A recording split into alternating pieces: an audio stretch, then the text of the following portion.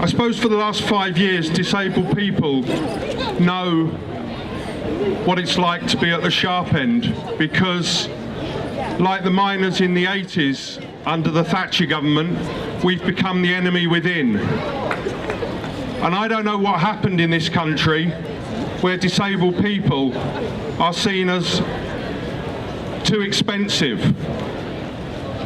where our human rights are being trashed daily by a Tory government and their supporters in the Lib Dems, where through benefit sanctions disabled people are dying. And I don't make any apologies for speaking about how this government and the last government is killing disabled people, culling disabled people. The Department of Work and Pensions has 100 case reviews going on of benefit-related deaths. They're admitting at the moment that 25% of those are caused by benefit sanctions. I spoke at May Day and I talked about Mark Wood. Mark Wood died of starvation. He died in Oxfordshire, where Cameron has his constituency. And there's a chain of events that are meaning that disabled people are dying. Mark Woods went to Atos. He was assessed as being fit for work. When he wasn't able to engage with the brutal regime of the benefits agency, his benefits were stopped. His housing benefit fell over, his electricity was cut off. Mark had mental health problems. He was also a diabetic.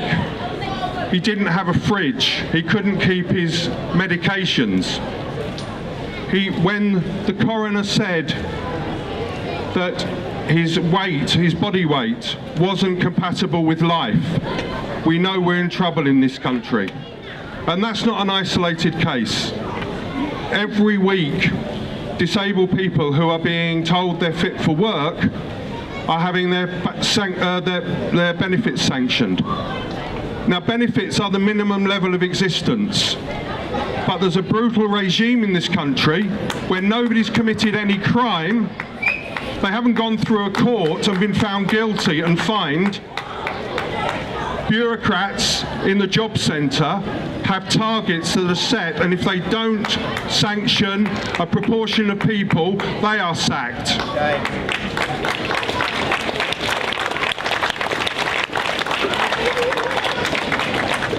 What people don't realise is it's not just people with mental health problems and physically disabled people. Atos and now Maximus, who have taken over, they're the new mercenaries, the American outsourcing firm that have taken over work capability assessments. They are declaring people in the advanced stages of cancer as fit for work. And before their benefits are stopped or changed, many of those people are dying. So we've come to a position where we're very clear as disabled people. We've been fighting for the last 5 years. We've been taking direct action up and down the country and trying to make the public aware of just how brutal the last coalition government was and how brutal this new Tory regime is going to be. And let's not underestimate it. The one thing that the Tories refused to do, having committed themselves to £12 billion worth of welfare cuts, is say where those cuts are going to fall. They've said where they're not going to fall. They're not going to fall on pensioners, but they are going to fall on disabled people. So if we think it's bad now, £12 billion worth of cuts on top of what we've already had means that we're in for a torrid time over the next 5 years. And we need you to get alongside us and engage with this fight. Because, as Nick said, the County Council has already had £200 million worth of cuts. 40% of its budget has gone over the last 5 years, and they're now promising another £168 million worth of cuts.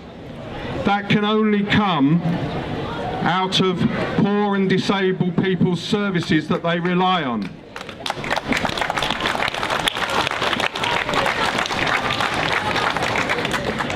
So Disabled People Against the Cuts and Equal Lives say this is a struggle for human rights.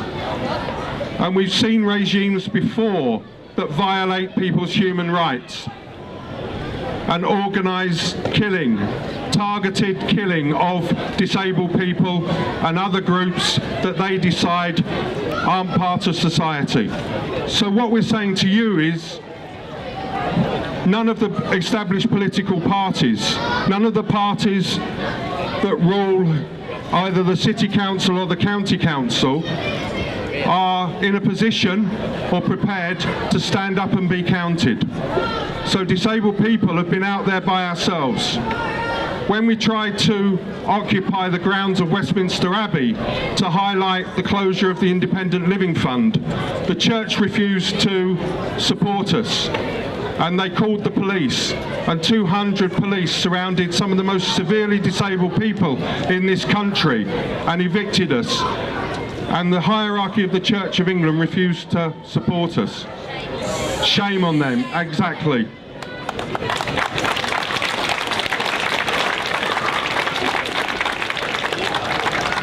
Unfortunately, the City Council has implemented the bedroom tax. They're prepared to send letters to disabled people, to poor people, saying you will be evicted unless you pay this tax. They're not even prepared to put a banner on the front of City Hall saying they oppose the bedroom tax. The County Council is run by a coalition led by the Labour Party. They are obediently implementing all these cuts that are falling on poor and disabled people. So I'm really pleased today that when Clive Lewis says if there are Tory laws that are bad laws, they need to be broken. And we need our political representatives who we elected to protect us to stand up and be counted. If they won't stand up, then we need to build a new leadership that will stand up, that will fight for rights, that will stand up for the poorest, the most vulnerable in society. And that's why I'm really pleased that the People's Assembly is there, because the People's Assembly opposes austerity. And we have to build a new leadership in this country. Disabled people, poor people, trade unionists, people in the Labour Party, socialists who want to fight.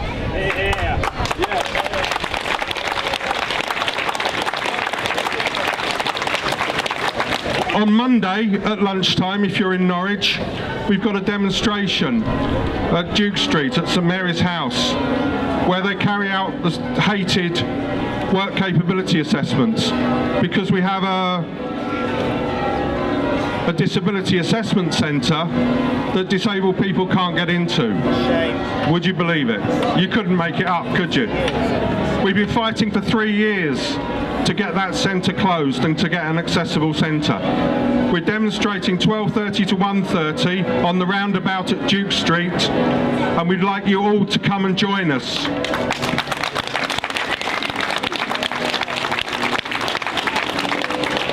There's going to be a big delegation going down of disabled people from our youth forum, from Deepak Norfolk and from Equal Lives to take part in the People's Assembly demonstration on the 20th. And we want to make this a huge demonstration, and we need to signal that this is just the beginning, that the more the Tories ramp up the attack on us, we will respond. And if we can't do it through legitimate means, we'll do it outside the law, through direct action. Yeah.